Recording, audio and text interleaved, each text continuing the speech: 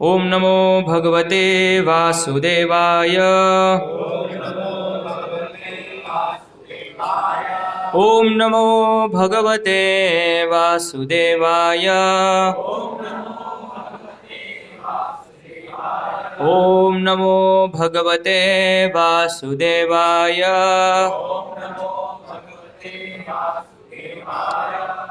श्रीमद् भगवद गीता यथारूप अध्याय 10 भगवान का ऐश्वर्य। श्लोक क्रमांक 10। तेषां सततयुक्तानां भजतां प्रीतिपूर्वकं ददामि बुद्धियोगं तं येन माम् उपयान्ति ते। ये शायद नेपाली गीता है, हिंदी में। तेषां सततयुक्तानां भजतां प्रीतिपूर्वकं ददामि बुद्धियोगं तं येन मामुपयान्ति ते। तेषां उन सततयुक्तानां सदैव लीन रहने वालों को, भजताम भक्ति करने वालों को, प्रीतिपूर्वकम प्रेम भाव सहित, ददामी देता हूँ, बुद्धि योगम असली बुद्धि, तम वह, ये न जिससे, माम मुझको, उपयान्ति प्राप्त होते हैं, ते वे।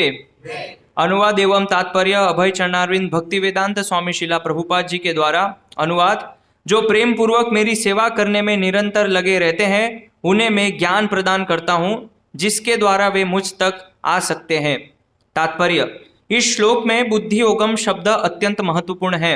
हमें स्मरण हो कि द्वितीय अध्याय में भगवान ने अर्जुन को उपदेश देते हुए कहा था कि मैं तुम्हें अनेक विषयों के बारे में बता चुका हूँ और अब मैं तुम्हें बुद्धि योग की शिक्षा दूंगा।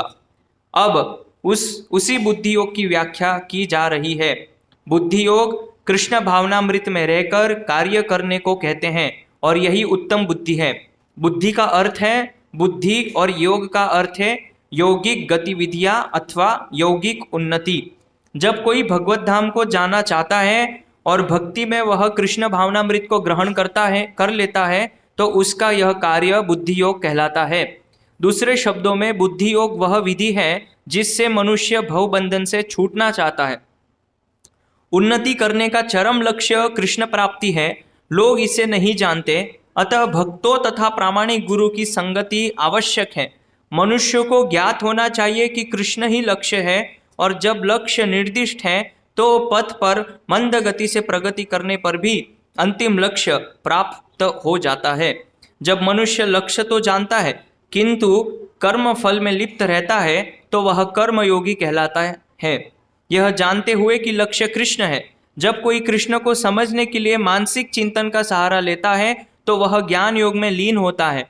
किंतु जब वह लक्ष्य को जानकर कृष्ण भावनामृत तथा भक्ति में कृष्ण की खोज करता है, तो वह भक्ति योगी या बुद्धि योगी होता है, और यही पूर्ण योग है।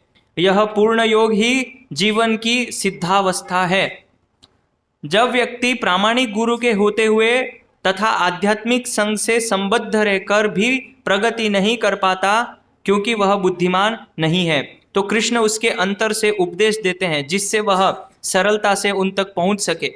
इसके लिए जिस योग्यता की अपेक्षा है वह यह है कि कृष्ण भावनामृत में निरंतर रहकर प्रेम तथा भक्ति के साथ सभी प्रकार की सेवा की जाए। उसे कृष्ण के लिए कुछ न कुछ कार्य करते रहना चाहिए, किंतु प्रेम पूर्वक। यदि भक्त इतना बुद्धिमान नहीं है कि आत्म साक्षात्कार के पथ पर प्रगति कर सके, किंतु यदि वह एकनिष्ठ रहकर भक्ति कार्यों में रत रहता है, तो भगवान उसे अवसर देते हैं कि वह उन्नति करके अंत में उनके पास पहुंच जाए। ओम अज्ञानतिमिरन्धस्य ज्ञानाञ्जनशलाकया चक्षुरुन्मीलितं तस्मै श्री गुरुवे नमः।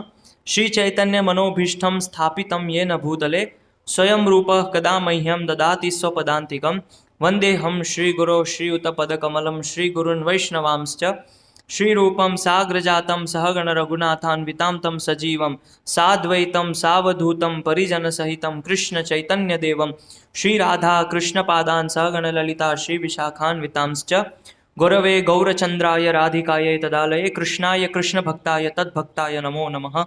नमो विष्णुपादाय कृष्णपृष्ठाय भूतले श्रीमते भक्तिविकास स्वामिनीति नामिने। नमो विष्णुपादाय कृष्णपृष्ठाय भूतले श्रीमते भक्तिवेदांत स्वामिनीति नामिने। नमस्ते सारस्वते देवे गौरवाणी प्रचारिणे निर्विशेष शून्यवादी पाश्चात्य देश तारिणे। जय श्री कृष्ण चैतन्य प्रभु नित्यानंद श्री अद्वैत गदाधर शिवासादि गौर भक्तविंद। हरे कृष्णा कृष्णा कृष्णा हरे हरे, हरे राम राम राम हरे हरे। हरे कृष्णा। तो ये जो भगवत गीता के श्लोक पे जो हम चर्चा कर रहे हैं, ये वास्तव में भगवत गीता के मुख्य श्लोक हैं। 10वें अध्याय के 9, 8, 9, 10 और 11 इसको चतुश्लोकी भगवत गीता बोलते हैं। और इस 4 श्लोकों के अंदर संपूर्ण ज्ञान भगवान ने दिया हुआ है। अगर कोई इन 4 श्लोकों को अच्छे से समझ ले, भगवत गीता के 10वें अध्याय का ये जो श्लोक है 8, 9, 10 और 11, तो इस 4 श्लोक को यदि समझ के अपने जीवन में उतार लिया तो समझ जाइए कि भगवान आपको प्राप्त हो गए। तो अभी जब भगवान को ये उपदेश देना था अर्जुन को कि आप मेरे शरणागत हो जाइए, और जब आप मेरे शरणागत हो जाएंगे तो मैं आपको सभी पापों से मुक्त कर दूंगा, आपको डरने की कोई आवश्यकता नहीं है। और भगवान ने फिर बोला मन मना भो मत भक्तो, मेरे भक्त बनो, मेरी पूजा करो।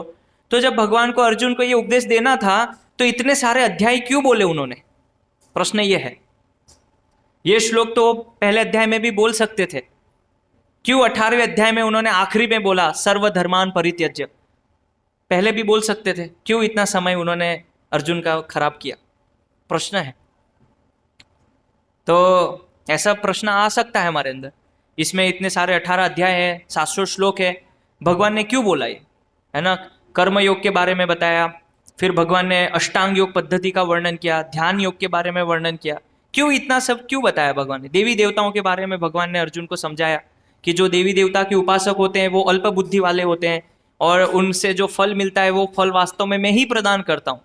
तो भगवान ये सब चीज अर्जुन को बता रहे हैं ताकि ये दूषण हमारे अंदर ना आ जाए, हम लोग सीधा भगवान की प्रेमा भक्ति को स्वीकार करें, ताकि हमें वो ज्ञान होना चाहिए जो भगवान ने गीता में दिया है ऑलरेडी, कि ये जो दूषण है देवी देवता की उपासना, ध्यान योग, अष्टांग योग, आसन पे बैठना है, ध्यान करना है, समाधि में जाना है, ये सब में हमको नहीं फंसना है, सीधी भगवान की प्रेमा भक्ति को स्वीकार करना है। इसीलिए पहले भगवान ने पूरा ज्ञान दिया, इसको समझो, ताकि आप सरलता से मेरी शरणागति स्वीकार कर पाओगे। तो यहाँ पे जो श्रील प्रभुपाद जी समझा रहे तात्पर्य में कि किस प्रकार से हम लोग जो है भगवान की जब हम भक्ति करते हैं, प्रेम पूर्वक भगवान की भक्ति में लगते हैं, उनकी सेवा करते हैं, तो वास्तव में भगवान हमको बुद्धि प्रदान करते हैं ताकि हम उनकी भक्ति में आगे बढ़ सके, अग्रसर हो सके। तो अभी वर्तमान समय में जिस प्रकार से भक्ति को लेके भ्रांतियां हैं, तो ये कुरीतियां कैसे आई? अलग अलग जो भक्ति को लेके जो भ्रांतियां हैं, ऐसे कई लोगों को हम भगवत गीता प्रचार करते हैं तो लोग कहते हैं कि माता पिता की भक्ति होनी चाहिए, ये सर्वश्रेष्ठ भक्ति है। आप माता पिता का त्याग करके भगवान कृष्ण की भक्ति कर रहे हैं, ये कौन सी भक्ति है? इसलिए सर्वश्रेष्ठ भक्ति है माता पिता की सेवा, ये परम भक्ति है। कहाँ लिखा है? कौन से पुराण में है? किस उपनिषद में लिखा है? सामान्य रूप से ऐसे संसार में होता है कि जब हम भगवान की सेवा करने जाते हैं, जब हम भगवान की भक्ति करना चालू करते हैं, माला जप करना शुरू करते हैं, या भगवत गीता पढ़ना चालू करते हैं, या जब मंदिर जाते हैं, तो हमारे आसपास ऐसे 10 लोग बैठे होते हैं जो हमारी टांग खींचते हैं। ए क्यों कर रहे हो? माला करने की क्या जरूरत है? तुम इस संसार से निकल के भगवान के धाम नहीं जा सकते, नहीं तो मैं यहाँ रह जाऊंगा, हम साथ में जाएंगे, नरक जाएंगे साथ में, नहीं तो हमारा संग छूट जाएगा, इसलिए भक्ति मत करो। तो इसलिए लोग क्या भक्ति को एक भावुकता समझते हैं, जबकि भक्ति एक विज्ञान है ना? तो इसीलिए जब हम इस संसार से निकलना चाहते हैं, है ना, भगवान की भक्ति में लग के, भगवान की सेवा करके, संसार से मुक्त होना चाहते हैं, और ये हमारे कुछ आसपास के लोग होते हैं जो हमको भक्ति करने से रोकते हैं, तो एक प्रकार से तो शत्रु है जो हमें भगवत धाम जाने से रोक रहे हैं, भगवान के पास जाने से रोक रहे हैं।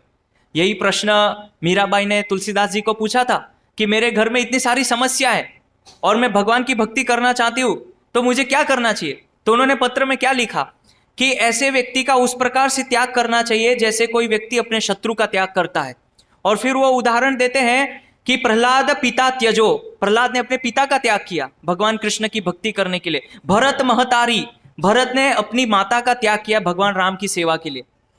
बलि गुरु त्यजो, बलि महाराज ने अपने गुरु का त्याग किया भगवान वामन को दान देने के लिए, भगवान की शरणागति को स्वीकार करने के लिए। और फिर तुलसीदास जी दूसरा उदाहरण देते हैं कि जो गोपियां हैं, अपने प्राण से भी अधिक प्रिय जो पति है उनका उन्होंने त्याग किया, भगवान कृष्ण के पास हो गए उनकी सेवा करने के लिए, है ना।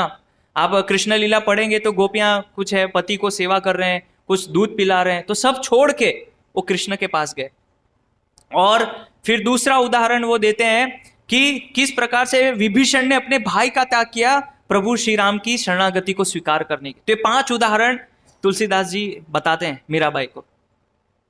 तो और एक प्रकार से शत्रु है, क्योंकि हम जन्म मृत्यु के प्रवाह से, इस चक्र से निकलना चाहते हैं, लेकिन वो हमें रोक रहे हैं भगवत भक्ति से। तो ये कुछ उदाहरण उन्होंने दिए और उनको समझाया कि किस प्रकार से जो है आप भगवान की भक्ति कीजिए। तो इसीलिए बहुत सारी भ्रांतियां हैं। और श्रीमद् भागवत के महात्म्य में वर्णन आता है, एक बहुत सुंदर श्लोक है जिसमें बताया है, तो भक्ति देवी नारद मुनि जी को बताते हैं कि वास्तव में मेरा प्राकट्य कहाँ हुआ भक्ति में। तो बताते हैं कि मेरा जो जन्म है वो द्रविड़ देश में हुआ। उत्पन्ने द्रविड़ा साहम, साहम मतलब मैं द्रविड़ देश में उत्पन्न हुई। और फिर आगे वो वर्णन करते हैं वृद्धिम कर्नाटके गता, जब मैं कर्नाटक में गई तो भक्ति थोड़ी और फलीफूत हो गई, फल फूल गई। और फिर बताते हैं कि जब मैं इस प्रकार से जा रही थी मार्गों से, तो महाराष्ट्र क्वचित क्वचित, जब महाराष्ट्र में पहुंची तो भक्ति में कुछ मेरा सम्मान हुआ, कुछ लोगों ने आदर किया। लेकिन फिर बताते हैं गुर्जरे जीर्णताम गता, जब मैं गुर्जर देश यानी गुजरात में प्रविष्ट हुई तो क्या हो गई, वृद्ध हो गई। गुर्जरे जीर्णताम गता। तो ये जो गुर्जर भक्ति ये जो बता रही है नारद मुनि को कि मैं वृद्ध हो गई गुर्जर देश में जाके, तो इसका अर्थ ये है कि भक्ति में ये जो जिस प्रकार से पाखंड है या अलग अलग जो मत है, स्मार्त विचार है, ये सब जब भक्ति में प्रविष्ट कर गए तो फिर भक्ति देवी क्या है, गुर्जर हो गई, वृद्ध हो गई। तो फिर भक्ति देवी ने सोचा कि मुझे यहाँ से जो है इतने भ्रमण करने की बजाय वृंदावन जाना चाहिए।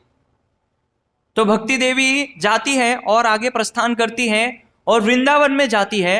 तो जब वो वृंदावन में जाती है, जैसे ही वृंदावन में कदम रखते हैं तुरंत वो है जो जवान हो जाते हैं, भक्ति देवी फिर से फल फूल जाती है। लेकिन वर्णन आता है कि भक्ति देवी के जो 2 पुत्र थे ज्ञान और वैराग्य, वो वृद्ध हो गए। तो नारद मुनि जी से उन्होंने कहा कि मैं तो यहां सुरक्षित हूं, मेरी वृद्धि हो गई, लेकिन मेरे जो पुत्र है ये जो है ज्ञान और वैराग्य, ये वृद्ध हो गए। तो कैसे कोई भक्ति देवी के पुत्र है ज्ञान और वैराग्य, तो कैसे एक माता जो है जवान है और पुत्र जो है वृद्ध हो गए, कोई देखना चाहेंगे? कोई नहीं देखना चाहेंगे। तो फिर उसमें भक्ति देवी क्या बोलते हैं, इदम स्थानम परित्यज्यम विदशे गम्यते मया, कि मैं इस स्थान को भी छोड़ दूंगी वृंदावन को, और कहाँ जाऊंगी, विदेशम गम्यते मया, विदेश को चली जाऊंगी, दूसरी जगह चली जाऊंगी। और हम देखते हैं कि कैसे श्रील प्रभुपाद जी ने भक्ति देवी को विदेश लेके गए।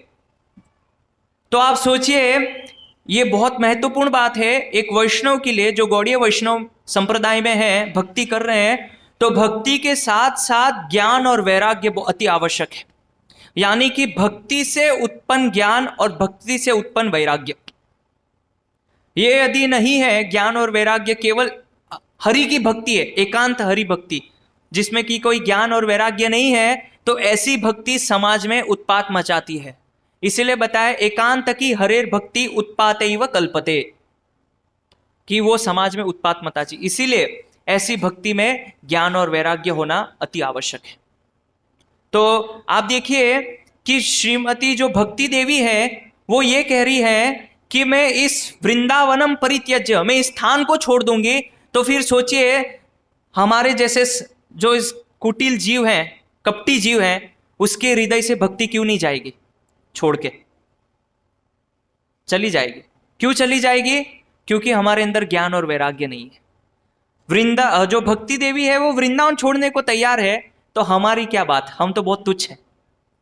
अगर वो वृंदावन को छोड़ सकती है तो हमारे हृदय में से क्यों नहीं जा सकती हो?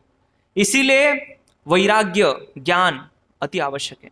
तो ज्ञान और वैराग्य से भक्ति उत्पन्न नहीं होनी चाहिए, भक्ति से ज्ञान और वैराग्य उत्पन्न होना चाहिए, वो वास्तव में सही भक्ति है। तो इसीलिए ऐसी भक्ति जो है वो वास्तव में संप्रदाय में रह के जो भक्ति होती है वो सही भक्ति।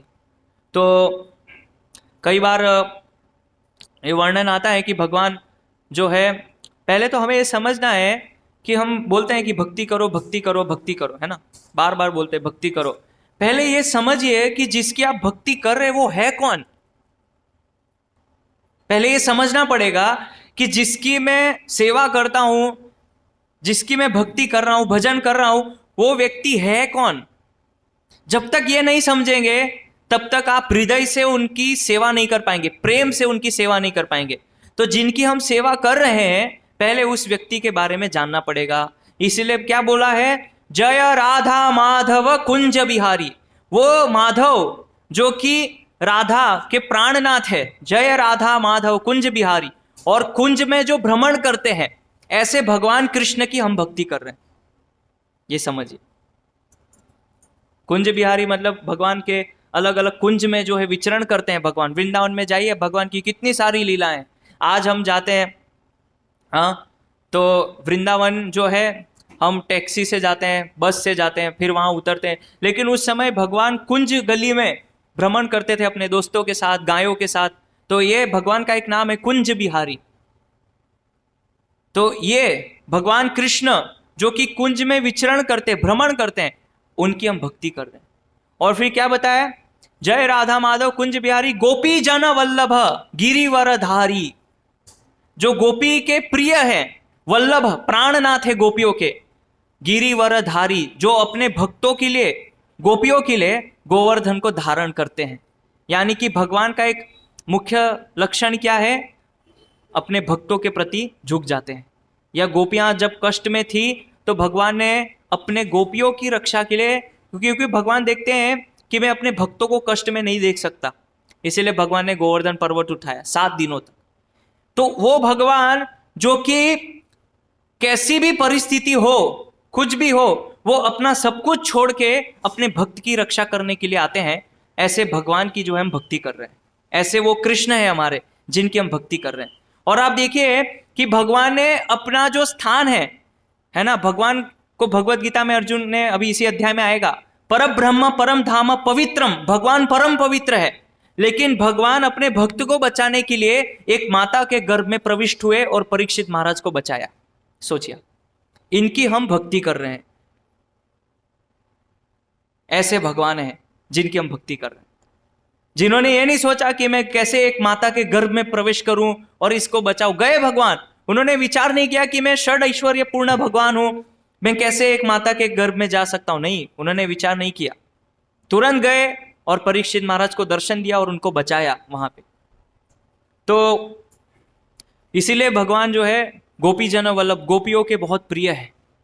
और गिरिवरधारी ना, गोवर्धन भगवान की एक चित्र है जो हमेशा गोवर्धन पर्वत को हाथ में उठाते हैं।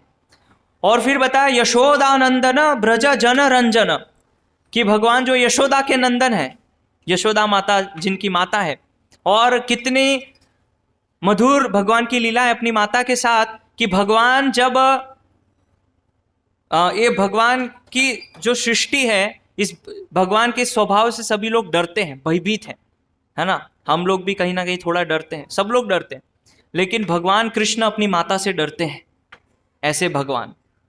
और भगवान जो है कैसे इतना उच्च सेवा है यशोदा माता की कि वो अपने पुत्र के लिए स्वयं अपने हाथों से मक्खन निकालते हैं और वो मक्खन माता अपने हाथ से खिलाती है भगवान को। वो भगवान की हम भक्ति कर रहे हैं। कितना अच्छा होगा कि यदि आपके घर में भगवान कृष्ण खुद आ जाए और आप अपने हाथ से मक्खन निकाल के भगवान को खिलाएं, मक्खन मिश्री, कितना आनंद आएगा ना। वो यशोदा माता को सेवा मिली हुई है और भगवान उसका आनंद ले रहे हैं भक्ति में। तो ये यशोदा नंदन है, उनकी हम भक्ति कर रहे हैं। कोई सामान्य व्यक्ति की भक्ति नहीं कर रहे हैं। जो अनंत कोटि ब्रह्मांड के नायक है ना, त्रिभुवन नाथ है, जो तीनों लोकों के स्वामी है, जो हमेशा अपने भक्तों के लिए तत्पर है, उनकी हम भक्ति कर रहे हैं। लेकिन हमको लगता है कृष्ण कौन है, ठीक है 5000 साल पहले आए थे। नहीं, कोई सामान्य व्यक्ति की पूजा उपासना भक्ति नहीं कर रहे हम। कोई सामान्य व्यक्ति की सेवा नहीं कर रहे हैं। भगवान की सेवा के लिए बताया है चिंतामणि प्रकर सद्म सुकल्प वृक्ष लक्ष्मी वृते सुसर्भीर। वहां पे अनंत कोटि लक्ष्मियां जो भगवान की सेवा करते हैं। भगवान के पास इतना ऐश्वर्य है, फिर भी भगवान कलयुग में आते हैं और हमसे सेवा स्वीकार करते हैं, सब स्वीकार करते हैं हमसे। तो ये भगवान है, इनकी हम भक्ति कर रहे हैं। और ब्रज जन रंजन, रंजन का मतलब होता है आनंद, रमण करना। ब्रज में भगवान जो है हमेशा आनंद करते हैं। तो आज का जो ब्रज है, आप जाएंगे तो एक गोकुल में एक छोटी सी जगह है 4 दीवार के अंदर, जहाँ पे आपको टिकट दे के अंदर जाना पड़ता है और वहां पे आप लौट मार के आ जाते हैं, है ना। पहले ऐसा नहीं था। पूरा जो ब्रज था, जब भगवान गाय चराते थे, तो भगवान जब गाय चराते थे उस समय गाय ने देखा कि भगवान के चरण कमलों में इतना कष्ट हो रहा है, तो पत्थरों को तोड़ के वो जो पाउडर है ना, जो रज है, उसमें भगवान विचरण करते थे, उसमें आनंद लेते थे। तो वो है ब्रज जन रंजन। सोचिए, उनकी हम भक्ति कर रहे हैं, कृष्ण की, जिनको कोई काम नहीं है, बस आनंद, हमेशा गाय के साथ, अपने ग्वाल बालों के साथ, अपनी माता के साथ, जो हमेशा आनंद करते रहते हैं, उनकी हम भक्ति कर रहे हैं। तो इसीलिए ब्रज जन रंजन यामुना तीर वनचारी, जो यमुना के तट पे विचरण करते हैं, गायों को बांधते हैं, वहां पे खेलते हैं, वहां पे वो मध्याह्न का भोजन करते हैं। और अभी जैसे आप जाएंगे तो 12 बजे हैं, तो अभी भगवान यमुना के तट पे है। ऐसा नहीं है कि वहां नहीं है, लेकिन क्योंकि हमारी वो आंख जो है वो प्रेम से अंजित नहीं है, इसलिए हम नहीं देखते भगवान को। आज भी भगवान अभी वहां है, गायों को बांध दिया है, भगवान खेल रहे होंगे, पानी पी रहे होंगे, लेकिन हमको नहीं दिखता है।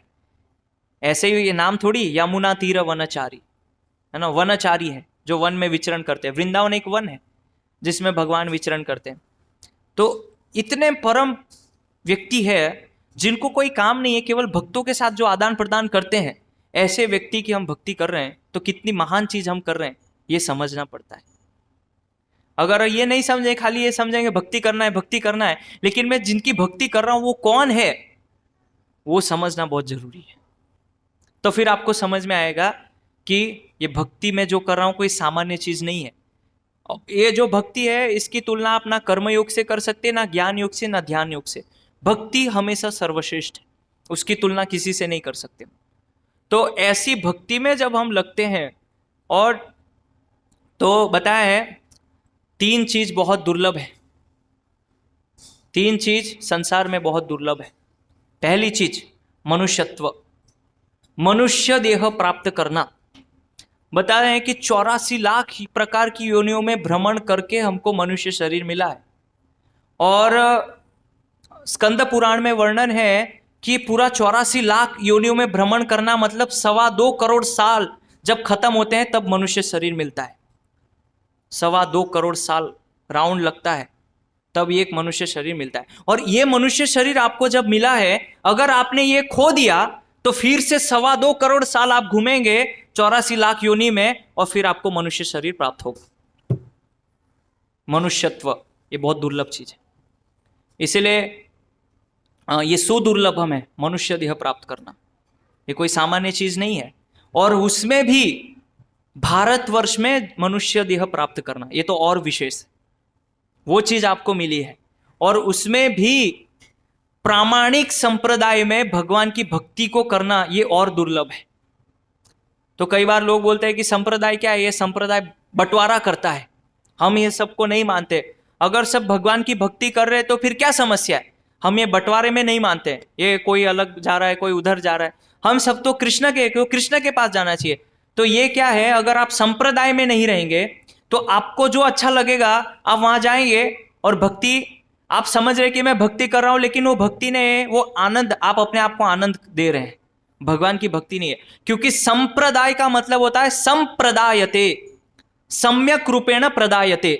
जो सम्यक रूप से गुरु शास्त्र और प्रामाणिक परंपरा में जो व्यक्ति ज्ञान देता है और उसको प्रदान करता है, वो संप्रदाय है, ना कि कोई बंटवारा है।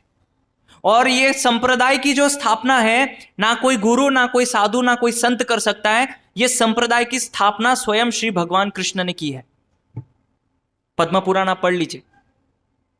तो इस संप्रदाय में रह के हमको कृष्ण भक्ति मिली है। उस गौड़ीय ये जो है ब्रह्म मध्व गौड़ीय संप्रदाय, इसमें हम कृष्ण भक्ति कर रहे हैं। तो भगवान श्री कृष्ण ने ज्ञान ब्रह्मा जी को दिया, और इस के आचार्य ब्रह्मा जी, फिर मध्वाचार्य हुए। तो ऐसे धीरे धीरे श्री संप्रदाय है, जिसमें भगवान ने लक्ष्मी देवी को ज्ञान दिया, और उसके आचार्य है रामानुजाचार्य, है ना। फिर धीरे धीरे भगवान ने जो ज्ञान दिया वो 4 कुमारों को दिया, और उसके आचार्य निम्बार्क आचार्य। फिर भगवान ने ज्ञान दिया रुद्रों को, और वो रुद्र संप्रदाय कहलाया, जिसके है विष्णु स्वामी आचार्य है। और आगे चल के धीरे धीरे वल्लभाचार्य उस संप्रदाय में आए, पुष्टि मार्ग। तो ये प्रामाणिक संप्रदाय में जब कोई व्यक्ति रह के भगवान श्री कृष्ण की परिपूर्ण रूप से सेवा करता है और भक्ति करता है, तब उस व्यक्ति को सही में कृष्ण की प्राप्ति होती है। उसका भजन कृष्ण तक पहुंचता है, उसकी सेवा कृष्ण तक पहुंचती है, और जो भी नाम लेता है वो कृष्ण तक पहुंचता है। इसके अलावा जो कुछ है, ये जो 4 संप्रदाय जो भगवान ने दिए हैं, इसके अलावा जो है वो प्रामाणिक नहीं है, वो प्रामाणिक नहीं है। और मैं नहीं बोल रहा, भगवान खुद इसकी घोषणा कर रहे हैं कि संप्रदाय विहीना ये मंत्रास्ते निष्फला मतः। संप्रदाय के विहीन कोई व्यक्ति यदि मंत्र का उच्चारण करता है, निष्फला मतः, वो मंत्र निष्फल होता है, संप्रदाय विहीन। इसीलिए बहुत सारे आप वृंदावन में जाएंगे तो बहुत मिलेंगे आपको, बाबा जी है, कथा करेंगे, भजन करेंगे, कृष्ण के बारे में बताएंगे। लेकिन आपको ये जानना अति आवश्यक है, ये सुनिश्चित करना चाहिए कि 4 संप्रदाय में से किस संप्रदाय में ये परंपरा है। हम ये नहीं बोल रहे कि आप गौड़ीय परंपरा में ही जुड़िए, सी संप्रदाय में आप जाइए, पुष्टि मार्ग में जाइए, कहीं पे भी जाइए, लेकिन संप्रदाय में रह के कृष्ण की भक्ति कीजिए। आप कहेंगे कि प्रभु जी आप खुद ब्रह्म मध्व गौड़ीय से, इसलिए आप उसका प्रमोट करते हैं। नहीं, ऐसा नहीं है। भगवान ने जो 4 संप्रदाय बनाए वो स्वयं उन्होंने स्थापित किए हैं, इसीलिए संप्रदाय में रह के भगवान की भक्ति करना अति आवश्यक है। बिना संप्रदाय के वो भक्ति जो भगवान तक नहीं पहुंचती है। तो इसीलिए ये मनुष्यत्व मैंने बताया ना, बहुत दुर्लभ है। 84 लाख प्रकार, कितनी कितनी योनियां हैं, और ऐसी ऐसी योनियां हैं आप सोच नहीं सकते। अभी देखिए पेड़ है, पेड़ इतने उनकी चेतना इतनी निकृष्ट है कि कोई व्यक्ति जो है उनको काटेगा, उनको जला देगा, उनको कई बार खील ठोक के कपड़ा टांग देगा पेड़ के ऊपर। कोई टहनी तोड़ता है, कोई फूल तोड़ता है, कोई पत्ते तोड़ता है, कोई फल ले जाता है, कुछ नहीं बोल सकता है। ऐसी तो कितनी कितनी योनियां हैं जिस योनि में आपको जन्म लेना पड़ेगा। तो ये मनुष्यत्व बहुत दुर्लभ है। फिर दूसरा बताया है मुमुक्षत्व, कि मनुष्यत्व प्राप्त करने पे भी जिस व्यक्ति के अंदर मुमुक्षु, यानी कि इस संसार से वो व्यक्ति निकलना चाहता है, ये बहुत दुर्लभ है। आप देखिए इस भोपाल में कितने, शायद 20 लाख की जनसंख्या होगी, 20-21 लाख अप्रोक्स में भी। कितने लोग हैं जो मुमुक्षुत्व कि मुझे इस संसार से निकलना है, उंगली पे गिन सकते हैं आप, उंगली पे। सब लोग नहीं चाहते हैं, सबको मनुष्यत्व प्राप्त हुआ है इस भारत भूमि में। और ऐसी भारत भूमि में कि जहां पे जस्ट 5000 साल पहले भगवान कृष्ण अवतीर्ण हुए थे, और ऐसी भारत भूमि में जहां पे जस्ट 550 साल पहले श्री चैतन्य महाप्रभु आए थे, हरिनाम संकीर्तन का जिन्होंने प्रचार किया। और ऐसी भारत भूमि में जहां पे श्रील प्रभुपाद जी, जो कि भगवान के नित्य पार्षद हैं, वो यहाँ पे आए थे।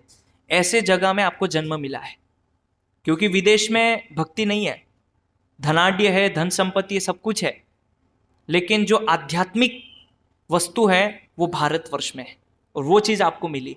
तो कोई सामान्य वस्तु नहीं, इसलिए गंभीरता से भक्ति को लीजिए, गंभीरता से इसको स्वीकार कीजिए। तो इसीलिए ये मुमुक्षत्व बहुत ही दुर्लभ है।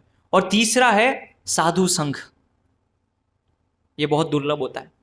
कई बार लोग ऐसे होते हैं कि बहुत साधुओं का बहुत संग किया है, ऐसा कोई बाबा जी नहीं जिसके साथ मैं बैठा ना हूं।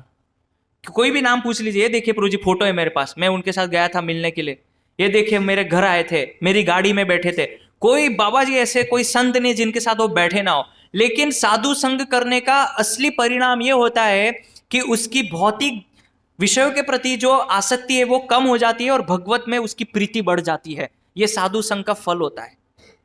आपने अभी तक कितने साधुओं का संग किया है, कितनी कथाओं में आप बैठे हैं, क्या भगवत के सेवा के प्रति प्रीति उत्पन्न हुई है? घर में जाएंगे, बहुत लोग बोलते हैं कि देखिए प्रभु जी मेरे घर जो है ये महाराज जी आए थे, फोटो लगी है। आप वृंदावन में जाइए, हम लोग जाते हैं वृंदावन में कुछ भगवान के लिए खरीदारी करते हैं। तो एक व्यक्ति मुझे बोला कि मेरे पिताजी जो है वो श्रील प्रभुपाद जी के साथ बैठे थे, ये देखिए फोटो लगी है दुकान में, माला कितनी करते हैं? नहीं वो नहीं, बस प्रभुपाद जी आए थे यहाँ पे। तो प्रभुपाद जी आए तो प्रभुपाद जी से आपने सीखा क्या? प्रभुपाद जी आपके दुकान में आए, ठीक है, बैठे, प्रभुपाद जी से आपने चर्चा की, क्या खाली फोटो में रखने के लिए प्रभुपाद जी? आपने संग क्या लिया प्रभुपाद जी का? ऐसे कितने लोग हैं। मैं प्रभुपाद जी से मिला था, मैं अभी कुछ समय पहले मायापुर में था, तो एक दुकान में मैं गमछा लेने के लिए गया। तो एक व्यक्ति बोले कि मेरे पिताजी बहुत छोटे थे, 20 साल के, तब प्रभुपाद जी से मिले थे, तो अभी क्या कर रहे हैं? बोलते अभी तो चले गए। तो भक्ति की? नहीं, भक्ति नहीं की थी उनकी, माला करते थे, माला नहीं करते थे। तो फिर प्रभुपाद जी से मिलने का फायदा क्या हुआ उनका? तो ये साधु संग मिलना बहुत दुर्लभ है, और साधु संग मिलने पे कृष्ण की भक्ति में हमारी मति जागृत हो, कृष्ण की सेवा में हमारी मति जागृत हो, ये बहुत दुर्लभ है, ये बहुत दुर्लभ है। तो फिर मान लीजिए कि हम साधुओं के पास जाते हैं और साधु के पास जाके क्या बोलते हैं? हे साधु मुझे एक पुत्र दे दीजिए। साधु वो चीज दे सकता है जिसकी आप कल्पना नहीं कर सकते, वो सीधा भगवान को दे सकते हैं, वैकुंठ की प्राप्ति आपको करा सकते हैं। और हम मांग रहे एक बच्चा चाहिए, ले, ये क्या बात हुई? मैं अंबानी के पास गया, मंदिर के लिए कुछ दान दीजिए, बस 1000 रुपए लिखवा दीजिए। अंबानी क्या दे सकता है और क्या मांग रहे? 1000 रुपए मांग रहे अंबानी से। तो जिस व्यक्ति के पास हम कुछ मांग रहे, पता तो होना चाहिए व्यक्ति क्या दे सकता है। भगवान के जो भक्त है, साधुगण है, वो सीधा भगवान को दे सकते हैं। और हम पुत्र मांग रहे हैं, बस मेरा ये एक जॉब लगवा दीजिए। एक थे, आप देखिए माँ भागवत महात्म्य में कथा आती है, धुंधुकारी आत्मदेव, राजा आत्मदेव गए साधु के पास और बोला कि मुझे एक बच्चा दे दो, और कैसा निकला वो धुंधुकारी। ऐसा नहीं है कि साधु का आशीर्वाद फलित नहीं होगा, फलित होगा, लेकिन कलयुग है, कुछ गारंटी नहीं ले सकते कि हो सकता है धुंधुकारी पैदा हो जाए। कोई भाई कलयुग है, कुछ भी हो सकता है। वो आत्मदेव को साधु ने आशीर्वाद दिया कि जाओ बच्चा हो जाएगा, वो धुंधुकारी निकल गया। तो हम तो कलयुग में जी रहे, हमारे साथ क्या होगा पता नहीं। ऐसा नहीं कि साधु का आशीर्वाद विफल जाएगा, लेकिन हम मांग क्या रहे हैं साधु से? तो ये कोई असली साधु संग नहीं है। हमको भगवत भक्ति मांगनी चाहिए उनसे, हमें उनसे भगवान मांगने चाहिए। जब हम जाते हैं भगवान के पास, भगवान मुझे ये चाहिए वो चाहिए, भगवान जब व्यक्ति से प्रसन्न हो जाते हैं तो अपने आप को बेच देते हैं भक्तों के हाथ में। तो क्या मांगना चाहिए? भगवान मुझे आपसे कुछ नहीं चाहिए, बल्कि मुझे आपसे आप ही चाहिए, ये मांगना चाहिए। बस आप चाहिए मुझे, और कुछ नहीं चाहिए, ये मांगना चाहिए। हम क्या मांगते हैं भगवान? ये सारी भौतिक नश्वर चीजें, ये सब मांगते हैं भगवान को। तो इसीलिए साधु संग करते हैं। तो असली साधु संग का फायदा क्या है? असली साधु संग का फायदा तब होता है कि जब हमारी चेतना जागृत हो जाए। ओ, मैंने साधु का संग किया है, तो मैं जो है साधु के साथ रहा था, लेकिन अब मुझे संसार में कोई आसक्ति नहीं, अब मैं भगवान की सेवा करूंगा, भागवतम पढ़ूंगा, माला करूंगा, ये सब चेतना आनी चाहिए। नहीं तो भाई खाली, कई बार लोग मुझे फोन करके बोलते हैं कि प्रभु जी आपके साथ बैठ के बहुत अच्छा लगता है, कभी घर पे आइए ना, चर्चा कीजिए। आप मंदिर आइए, मैं क्यों घर जाऊं? आपको मेरे साथ अच्छा लगता है, इधर आइए। लेकिन जीवन में पालन कुछ नहीं करेंगे, खाली उनको अच्छा लगता है, बस प्रभु जी आके बैठते हैं ना तो अच्छा लगता है घर में। वो पवित्र हो जाता है। तो आप भी पवित्र कीजिए, माला कीजिए, घर में भागवतम पढ़िए। हाँ, हम कितनों के घर जाएंगे, ऐसे तो कितने लोग हैं, पूरा दिन निकल जाएगा सबके घर जाएंगे तो खुद घर को पवित्र बनाइए। तो ऐसे साधु संघ का मतलब खाली बैठना, चर्चा करना। तो और चर्चा भी ऐसी कोई भौतिक चर्चा करते हैं, कोई भगवान की चर्चा नहीं होती है। एक भक्त, अभी मैं एक भक्त से मिला मायापुर में, तो ऐसी ही कुछ पहचान हुई, नए भक्त थे। तो उनका फ़ोन आया, जब मैं भोपाल वापिस आ गया तो फ़ोन आया कि प्रभु जी आप बात नहीं करते हैं। मैं बोला हम थोड़ा व्यस्त रहते हैं सेवा में, तो आपसे ज़्यादा बात नहीं कर पाते, तो कुछ कार्य है अर्जेंट तो बताइए, हम आपको समय देंगे। तो फिर कुछ बोला नहीं उन्होंने, बस ऐसे ही आपसे बात करके अच्छा लगता है। क्या अच्छा लगता है? तो स्वाभाविक है, साधु से बात करेंगे तो अच्छा लगे। फिर 2 दिन बाद उनका मैसेज आया कि प्रभु जी मैं वो व्यक्ति बोल रहा हूँ, आपसे मिला था ना तो बहुत अच्छा लगा था। ये मैसेज भेजा उन्होंने। मैं अच्छा लगा था क्या होता है? फिर मैं उनको बोला कि आप भगवत गीता ले लेना, वहाँ से माला करना, और मंदिर से जाके एक माला ले लेना। बोलते प्रभु जी मैं जॉब में बिजी रहता हूँ, माला नहीं कर पाऊंगा, मेरा खुद का बिजनेस बहुत बड़ा है, माला करने का टाइम नहीं मिलता है। तो मेरे साथ अच्छा क्या लगा उसको? तो साधु संग अच्छा लगता है, साधु के साथ बैठना उठना सबको अच्छा लगता है, लेकिन उसका असली फायदा तब होता है जब आप भगवान की सेवा के लिए प्रीति जागृत कर लेते हैं, तब वो सही साधु। मान लीजिए किसी व्यक्ति के पास मनुष्यत्व है, मुमुक्षत्व है, साधु संग भी है, उसके बाद भी वो यदि भगवत भक्ति में नहीं आ पा रहा है, उसके कारण क्या है ये भी शास्त्र में बताया। इसके 4 दोष बताए शास्त्र में। तो वो 4 दोष की वजह से जो है व्यक्ति भगवत भक्ति में नहीं आ पाता है। तो पहली चीज है चंचलता। जब आप साधु से मिलते हैं तो चंचल मत रहिए, है ना। गंभीर व्यक्ति की तरह हमें साधु से व्यवहार करना चाहिए, आचरण करना चाहिए। हमें कुछ ऐसे प्रजल्प करने के लिए, हंसी मजाक करने के लिए, उसके लिए नहीं।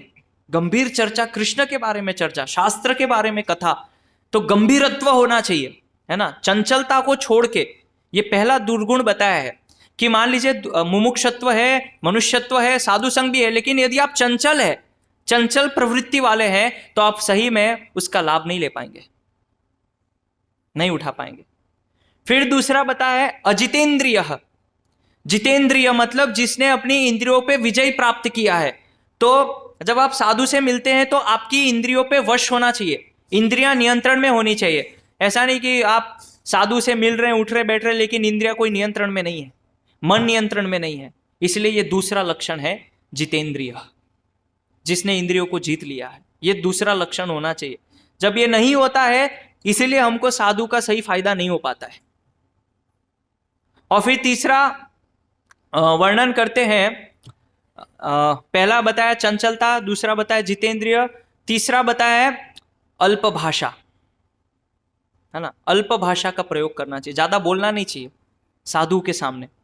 कई बार तो हम घर में जाते हैं तो बैठते हैं, तो हमको तो बोलने का मौका ही नहीं देते, वही बोलने चालू कर दे। मेरे पापा थे, वो महाराज जी के साथ बैठे थे, ये मेरे काका थे, उधर घूमने गए थे, इन्होंने कथा करवाई थी, हमें तो बोलने दो, इतनी दूर से आए हैं। अल्प भाषा यानी कि विनम्र होना चाहिए साधु के सामने। तो इसीलिए इस प्रवृत्ति वाले जो लोग हैं, वो साधु के साथ रह के भी उनका सही से जो है फायदा नहीं उठा पाते। तो एक और चीज है, मुझे स्मरण नहीं आ रही है, लेकिन ये 4 दुर्गुण बताए हैं जिसकी वजह से हम ये इसका फायदा सही में उठा नहीं पाते। तो इसीलिए हाँ, याद आ गया, चौथा है अनुगमन।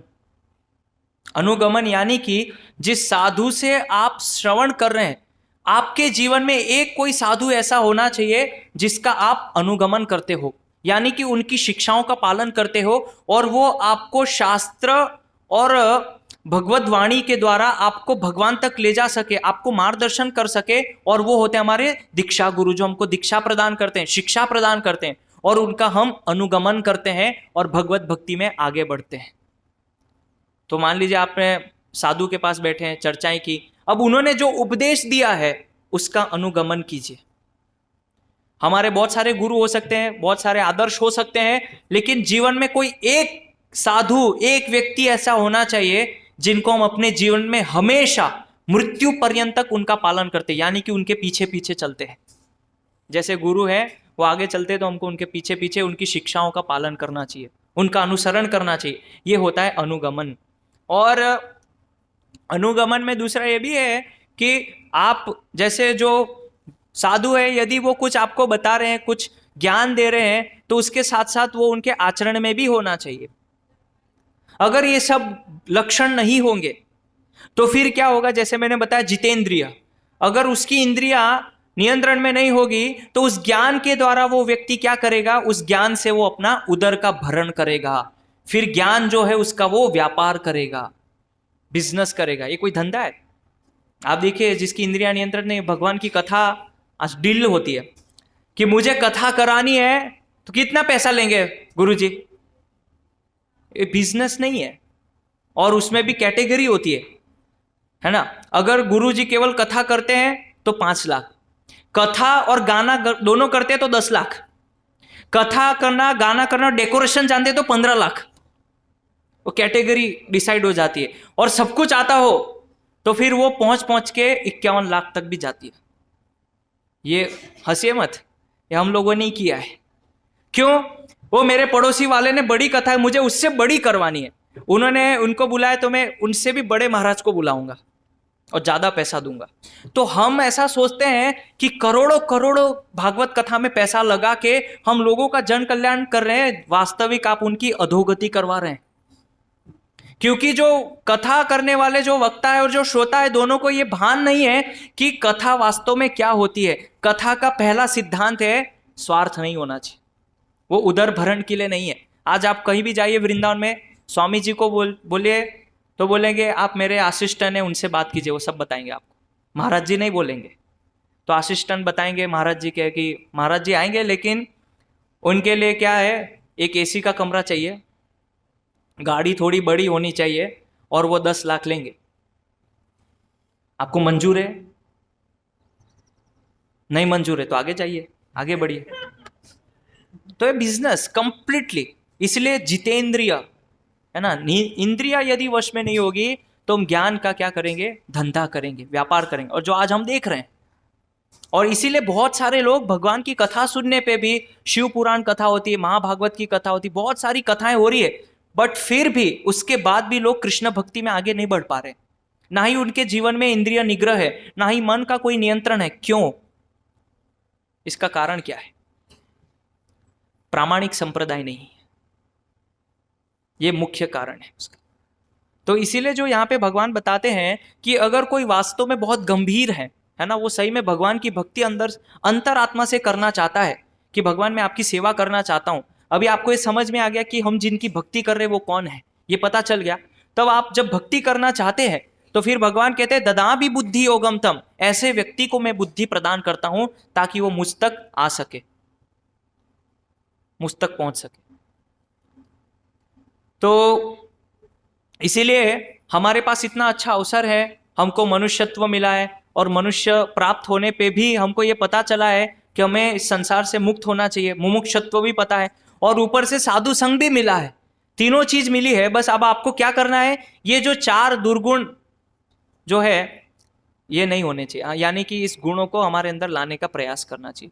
जितेंद्रिय, चंचल नहीं होना, है ना, चंचल प्रवृत्ति वाले लोग होते हैं, और अनुगमन करना, और अल्प भाषा का प्रयोग करना चाहिए साधु के सामने विशेष करके। क्योंकि जो साधुगण होते हैं वो मूर्ख नहीं होते हैं, वो कभी भी आम जनता के सामने अपना ज्ञान का प्रदर्शन नहीं करते हैं, जिससे लोगों को यह लगता है कि भगवान के भक्त तो मूर्ख होते हैं, इनको कोई ज्ञान नहीं है। लेकिन वो ऐसे मूर्खों के बीच में अपना ज्ञान नहीं देते हैं, अपना समय बर्बाद नहीं करते हैं। इसीलिए लोग सोचते हैं भगवान के भक्त मूर्ख होते हैं, उनके अंदर बुद्धि नहीं है, लेकिन वो अपनी बुद्धि का प्रदर्शन नहीं करते हैं आम जनता के बीच में। तो इसीलिए यदि आप उनसे समझना चाहते हैं, सीखना चाहते हैं, तो आपको विनम्र बनना पड़ेगा।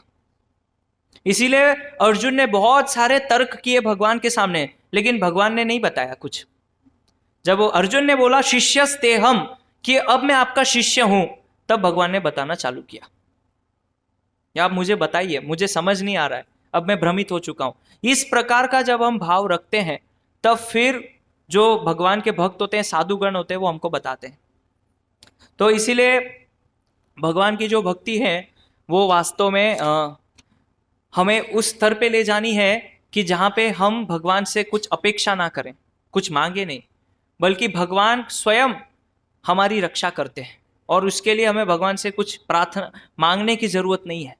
और भगवान की जो भक्ति है उसके 2 लक्षण बताए हैं, जिसमें से पहला लक्षण है भगवान की भक्ति का अहेतुकी।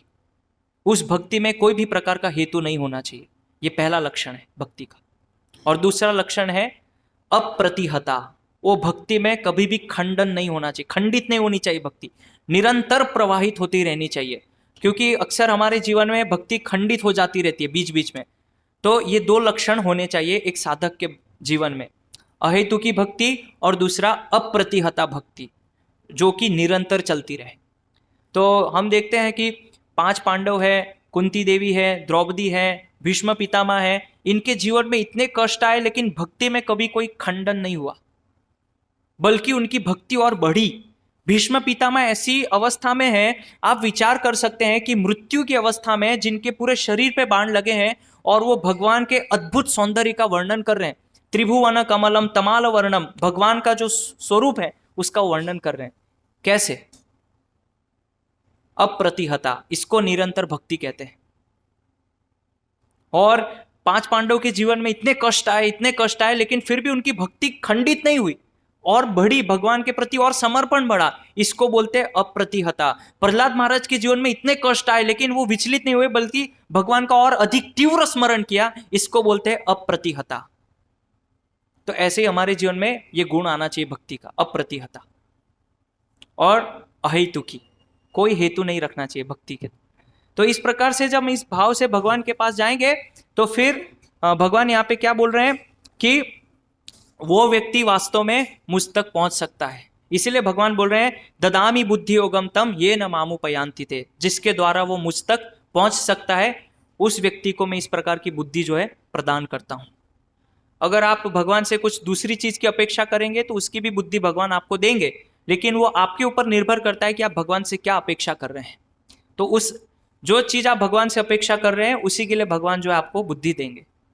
तो अगर हम भगवान से चाहते हैं कि भगवान मैं आपके पास आना चाहता हूं, मेरी अंदर आत्मा से ऐसी इच्छा है कि मैं आपकी शरणागति लेना चाहता हूं, कृष्ण मैं आपका आश्रय लेना चाहता हूं और आप ही मात्र मेरे एक नाथ प्राण नाथेश्वर है और आप ही मेरे रक्षक है, आप ही पालक है और कोई नहीं है मेरे जीवन में, इस प्रकार का भाव जब हम भगवान के प्रति रखते हैं तो फिर भगवान हमको बुद्धि भी देते हैं, बिल्कुल बुद्धि देते हैं।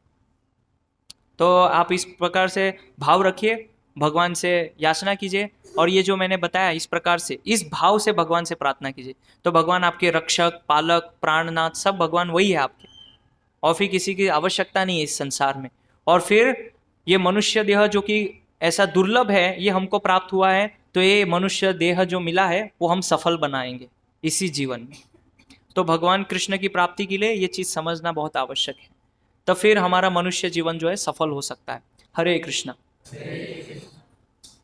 कोई प्रश्न है, जिज्ञासा हो तो पूछ सकते हैं आप।